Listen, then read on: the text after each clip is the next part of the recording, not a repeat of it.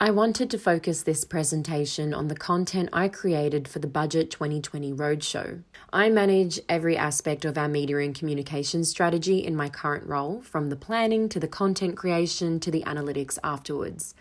To briefly explain the roadshow, the Treasurer visits an electorate with the local member as a way of translating the very dry and dense material in the annual federal budget into real and relatable stories that resonate with voters in our area. We kicked off at a local business in our area, Papa's Patisseria, with a doorstop media conference live streamed across our channels. I specifically chose Papa's as our location because they have a powerful migrant business story which resonates in our multicultural community. The Papa's brand is very well known and loved, and they are also recipients of the JobKeeper payment. Like all campaigns I work across, I've used a mixed media approach with images, graphics, and video content produced with a cohesive palette and aesthetic. Even so, the content looks and feels native to the app it's being viewed on.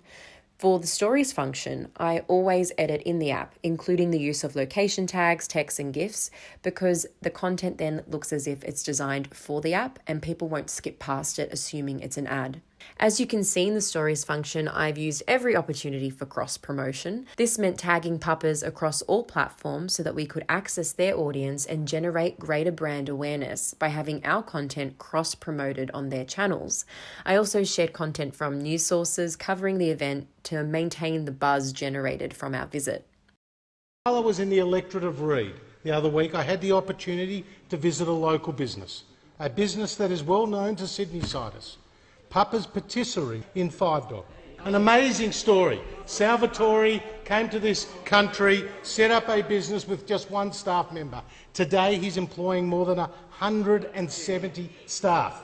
Now when COVID hit, he saw his revenue and his turnover fall substantially, and he relied on JobKeeper to keep those staff employed, Mr Speaker. But now that the virus has been suppressed, people are coming back through the door and those jobs are back, and he no longer needs JobKeeper, Mr Speaker. This is the success. Fortunately, the cake and factory setting was also visually beautiful to work with.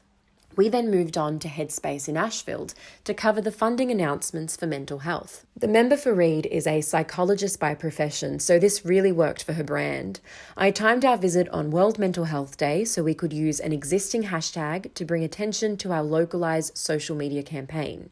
Here's the video that I created that day. Well, it's great to be here with Fiona at Headspace in Ashfield with Shane and Callum for World Mental Health Day, and this year's a year like no other with COVID-19, and the stresses and strains, particularly on young people, is immense, and Headspace is doing a ton of good work helping people through the challenges that they face. And in the budget that we put out on Tuesday night, there was $5.7 billion for mental health support for great organisations including Headspace. Fiona? The budget news was there an additional 10 sessions for the Better Access initiative, and what that means is that people can now have further sessions, particularly people with complicated conditions. So this makes a big difference to the front line.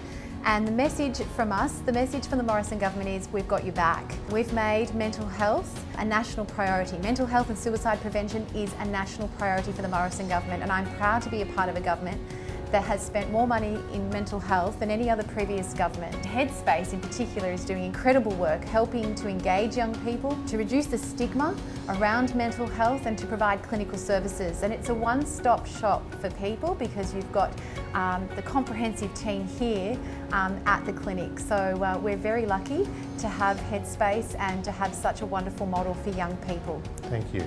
You'll notice that I hard caption all my videos because 85% of Facebook users will view their videos without sound. So if it's not hard captioned, people generally aren't going to stop and watch. It also makes the content more accessible to people who are deaf or hard of hearing.